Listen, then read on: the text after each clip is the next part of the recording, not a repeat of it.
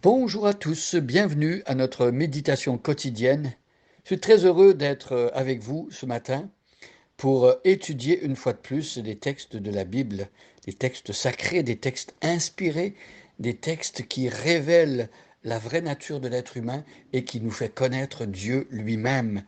Alors nous l'avons dit depuis 2 jours maintenant, nous sommes dans une nouvelle série, une série qui nous amène dans la lettre de Paul aux Éphésiens.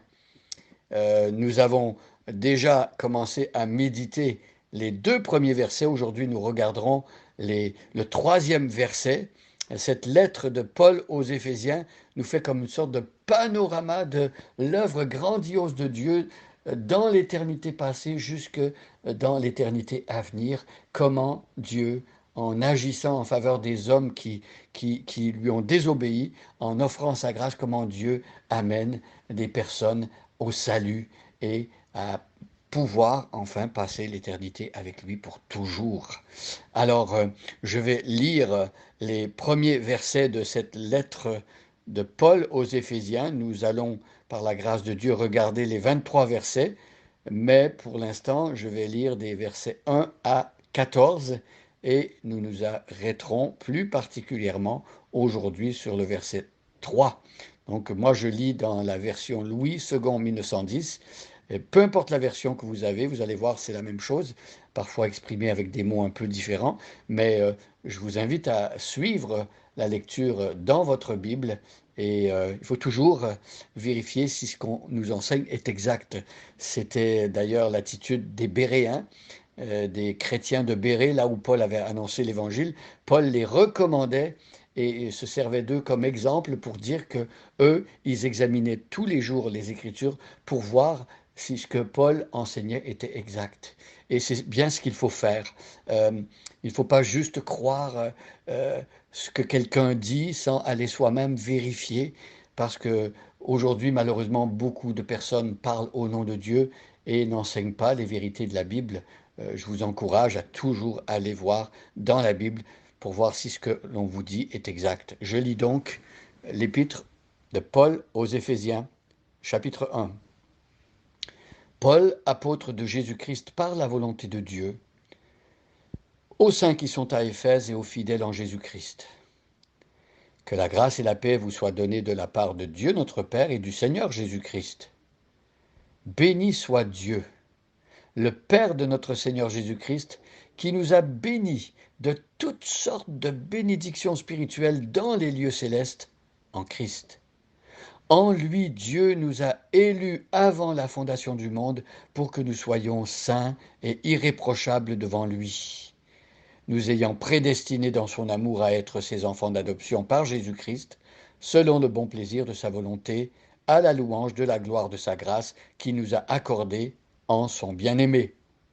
En lui, nous avons la rédemption par son sang, la rémission des péchés selon la richesse de sa grâce que Dieu a répandue abondamment sur nous par toute espèce de sagesse et d'intelligence, nous faisant connaître le mystère de sa volonté selon le bienveillant dessein qu'il avait formé en lui-même pour le mettre à exécution lorsque les temps seraient accomplis, de réunir toutes choses en Christ, celles qui sont dans les cieux et celles qui sont sur la terre. En lui, nous sommes aussi devenus héritiers, ayant été prédestinés, suivant la résolution de celui qui opère toutes choses d'après le conseil de sa volonté, afin que nous servions à la louange de sa gloire, nous qui d'avance avons espéré en Christ. En lui, vous aussi, après avoir entendu la parole de la vérité, l'évangile de votre salut, en lui vous avez cru et vous avez été scellés du Saint-Esprit qui avait été promis, lequel est un gage de notre héritage pour la rédemption de ceux que Dieu s'est acquis à la louange de sa gloire. Donc jusqu'ici la lecture. Hier, nous avions regardé que Paul, comme c'est son habitude, fait des salutations à ceux à qui il écrit, et il emploie les 2 types de salutations qui existaient dans le monde juif et non juif. Chez les gréco-romains, on souhaitait la grâce, et chez les juifs, on souhaitait le shalom, la paix. Paul réunit ces 2 salutations et leur donne un sens théologique profond. Effectivement, le chrétien a été l'objet de la grâce de Dieu. Dieu lui a fait un cadeau, Dieu lui a fait une faveur imméritée. Et c'est cette grâce-là en Jésus-Christ, la grâce de Dieu, c'est Jésus-Christ qui est donné à la croix pour le salut des hommes. Cette grâce-là nous permet d'être en paix avec Dieu. Les hostilités se terminent, le traité de paix est signé et maintenant Dieu n'a plus de grief, Dieu ne va plus exercer son jugement euh, contre une personne qui a placé sa confiance en Jésus-Christ. Il n'y a plus de condamnation, nous dit l'épître de Paul aux Romains, pour ceux qui sont en Jésus-Christ. Et donc on avait vu aussi que dans cette salutation, Paul mentionne Dieu notre Père et le Seigneur Jésus-Christ. Les deux sont les deux personnes de la Trinité. Et dans la suite du passage au verset 14, Paul va également parler du Saint-Esprit. Donc dans l'esprit de Paul, Paul parle aux Éphésiens d'un Dieu qui est Trinité, un Dieu trinitaire, Père, Fils et Saint-Esprit. Trois personnes, mais un seul et unique Dieu. Alors nous regardons maintenant le verset 3. C'est ici que commence la prière, la bénédiction, l'enseignement théologique de l'apôtre Paul après sa salutation. Et il commence ainsi, béni soit Dieu. Dieu est béni.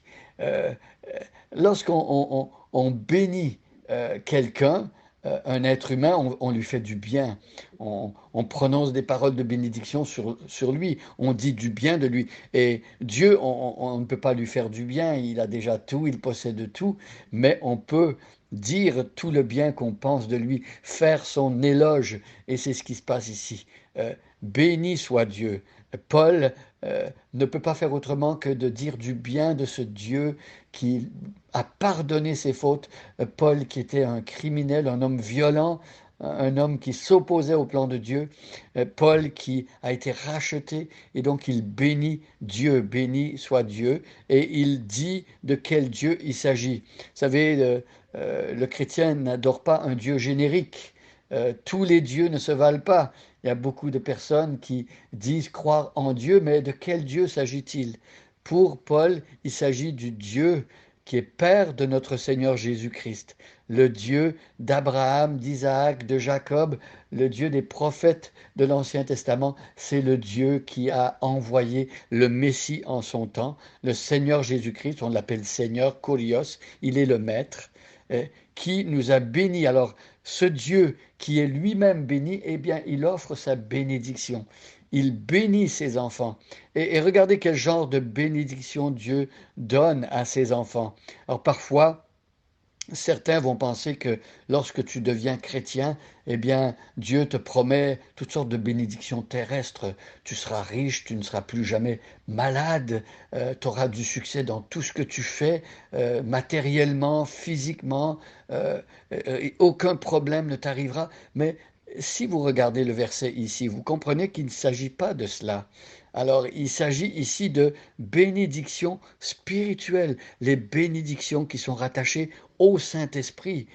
Ce sont des bénédictions spirituelles et qui proviennent des lieux célestes en Christ.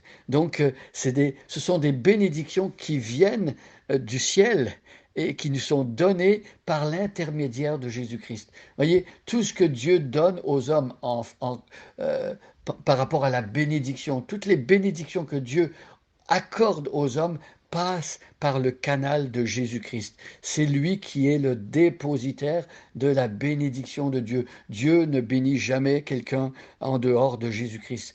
Tout passe maintenant par Jésus-Christ qui est le seul médiateur entre Dieu et les hommes. Remercions Dieu qu'il soit notre bénédiction spirituelle et qu'il soit celui qui est dans les lieux célestes et qui accorde ces bénédictions par le Saint-Esprit.